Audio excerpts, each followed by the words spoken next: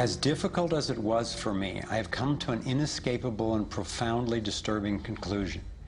I believe that an elite group of people and the corporations they run have gained control over not just our energy, food supply, education, and healthcare, but over virtually every aspect of our lives.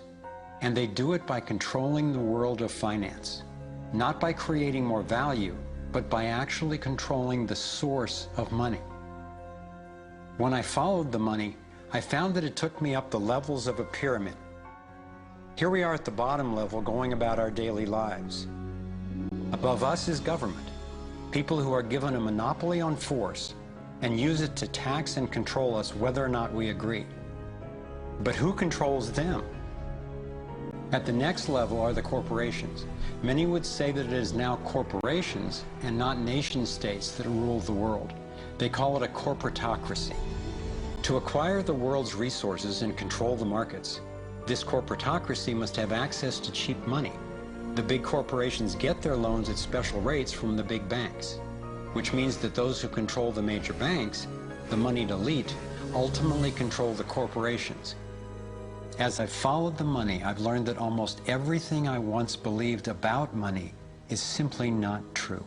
It's interesting how few questions we actually ask about very everyday things, like when we go into a bank and we ask for a loan of, say, $50,000, £50,000, what actually happens? You see, most people live their lives based on a kind of vague image of what happens. What actually happens is you ask for £50,000, they type into your account £50,000. That's all they do. They don't mint any coins, they don't print any money, they don't move any precious metal anywhere, they just put £50,000 into your account on a computer screen. From that moment, you start paying interest on money that has never, does not, and will never exist. It turns out that banks actually have about 9 times as much money loaned out as they have on reserve in their vaults.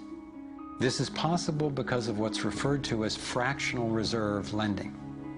The way it works is that the Federal Reserve, or the central bank in any country, is legally allowed to determine the amount a bank must have on reserve. In the US, it's currently around 10%. So if you deposit $10,000 into the bank sets aside 10%, or $1,000, and then loans out the rest of your money.